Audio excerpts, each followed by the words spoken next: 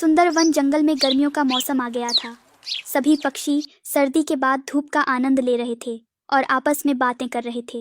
अब हम सबको कोई परेशानी नहीं है। अब हम सुकून से जिएंगे और खुले आसमान की सैर करेंगे। कालू भैया, भोजन खाने के बाद गर्मियों में बड़ी झील का ठंडा ठंडा पानी पीने का अपना अलग ही मजा होता है। अरे, मुझे झील से याद आया, क्यों ना हम बड़े आम के पेड़ के पास जाएं और रसीले रसीले आम खाएं। परंतु टुनटुनी चिड़िया, जब मैं कुछ दिनों पहले वहाँ से गुजरा तो मुझे पेड़ पर एक भी आम नहीं दिखा। मुझे नहीं लगता कि हमें वहाँ पर कोई आम खाने को मिलेगा। कहानी में आगे बढ़ने से पहले दोस्तों, मतलब कि इस दुनिया में वो पिता ही तो है जो औलाद को बेमतलब प्यार करता है। तो आज उस पिता के लिए इस वीडियो को लाइक और चैनल को सब्सक्राइब कर दें। अरे कालू भाई, ये मौसम तो आम पकने का है और तुमने ठीक से नहीं देखा होगा। चलो हम वहीं चलते हैं और आम खाते हैं। ऐसे बातें करके वो दोनों दोस्त बड़ी झील पर चले जाते हैं, परंतु पेड़ को देखकर वो दोनों चौंक जाते हैं, क्योंकि पेड़ पर तो एक भी आम नहीं था। देख लिया तुमने, मैंने कहा था ना कि पेड़ पर एक भी आम नहीं लगा, परंतु तुमने मेरी बात नहीं मानी। हाँ कालू भैया, आप सच कह रहे थे। इस पेड़ पर तो एक भी आम नहीं, लेकिन कालू भैया, मैं तो आम खाने का बहुत इंतजार कर रही थी कि अब मुझे आम खाने को नहीं मिलेंगे। टुनटुनी चिड़िया, क्या हुआ अगर इस पेड़ पर आम नहीं लगे तो हम दूसरे पेड़ के पास चलते हैं, उस पर आम जरूर लगे होंगे और तुम जी भर के खाना। फिर वे दोनों दूसरे आम के पेड़ की तरफ चले जाते हैं। ये क्या टुनटुनी, इस पेड़ पर भी आम नहीं लगे हैं, अब हम आम कैसे खाएंगे? हमारी नजर में ये 2 आम के पेड़ थे और इन पर भी आम नहीं लगे। लगता है इस बार की गर्मी बिना आमों के बितानी पड़ेगी। ऐसा नहीं होगा, हम आम तो खा कर ही रहेंगे। भला बिना आमों की कभी हमने गर्मियाँ बिताई है जो अब बिताएंगे? क्या टुनटुनी बहन, आप कोई जादू करना जानती हो जो हमारे सामने जादू से आम प्रकट कर दोगी? नहीं नहीं, मुझे कोई जादू करना नहीं आता। कालू भैया, आपको याद है जब हम एक बार दूर के जंगल गए थे तो हमें एक छोटा सा आम का पौधा मिला था। अब तो वो पौधा बड़ा हो गया होगा और उस पर आम भी लग गए होंगे। हाँ हाँ, मुझे याद आया। भला मैं उस छोटे से पौधे को कैसे भूल सकता हूँ। आपने उसकी बहुत देख रेख करी थी। जब भी वहाँ से गुजरा करती तो उस नन्हे पौधे को जरूर पानी दिया करती। तो बस हम कल उसी पेड़ के पास जाएंगे और खूब सारे मीठे मीठे आम खाएंगे। फिर वो दोनों दोस्त अपने अपने घरों को वापस लौट जाते हैं। तभी कालू कौवे की पत्नी सुंदरी कौवी कालू से कहती है, कालू जी, पूरे जंगल में बस 2 ही आम के पेड़ हैं और उन पर भी इस बार आम नहीं लगे। तो सुंदरी, आप कहना क्या चाहती हैं? आम तो हमने इस पेड़ से खा लेने हैं, फिर आपको कैसी चिंता? मैं बस इतना चाहती हूँ कि हम दोनों के सिवा कोई और पक्षी इस पेड़ के आम न खा सके। ये नहीं हो सकता। जैसे ही जंगल के पक्षियों को इस पेड़ पर आम दिखेंगे तो वो उड़ उड़ कर आएंगे। उनको कौन रोक सकता है? रोकेगा कालू जी, रोकेगा। ये पेड़ ही किसी को अपने आम नहीं खाने देगा। आप बस देखते जाओ।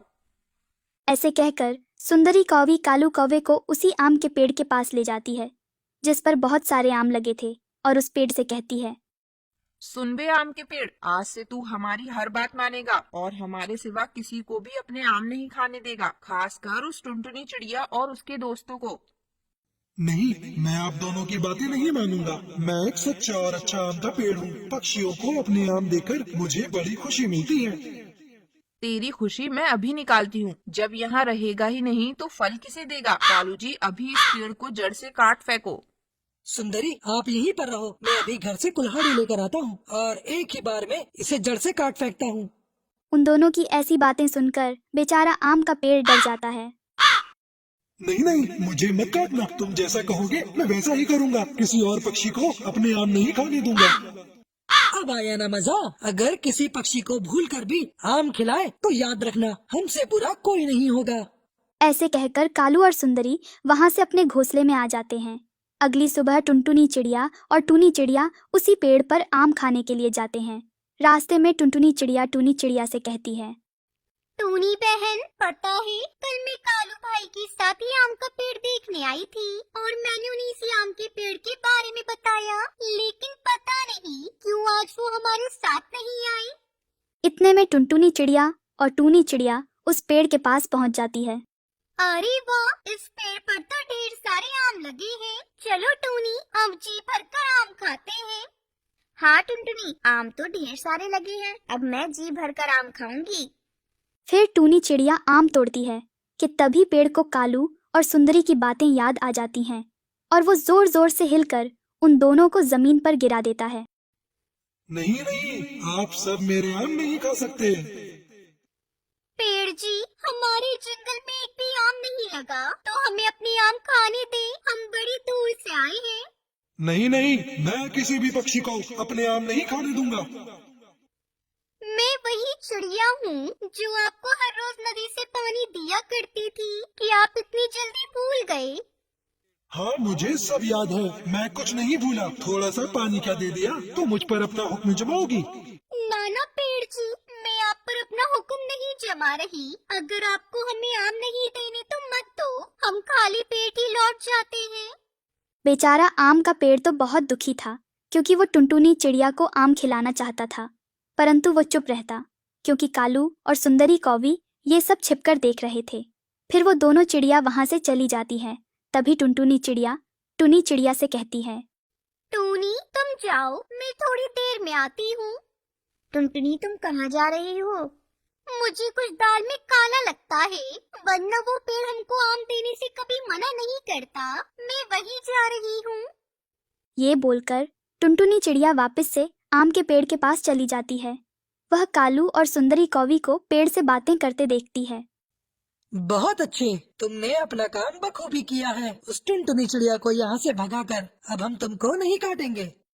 अब टुनटुनी चिड़िया के सब समझ में आ जाता है और फिर टुनटुनी चिड़िया सभी पक्षियों के घोंसले में जाकर उनको कालू कौवे और सुंदरी कौवी के कारनामे बताती है।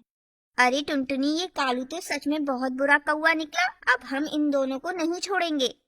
फिर सभी पक्षी मिलकर सुंदरी कौवी और कालू कौवे को जंगल से बाहर कर देते हैं। निकल जाओ यहाँ से, तुमने आम के पेड़ को इतना धमकाया कि उसने हमें आम देने से मना कर दिया। इस आम के पेड़ पर जंगल के सारे पक्षियों का अधिकार है। अब तुम दोनों निकल जाओ इस जंगल से। फिर सभी पक्षी उन दोनों को जंगल से बाहर कर देते हैं और उसके बाद सब मिलकर खुशी खुशी आम खाते हैं।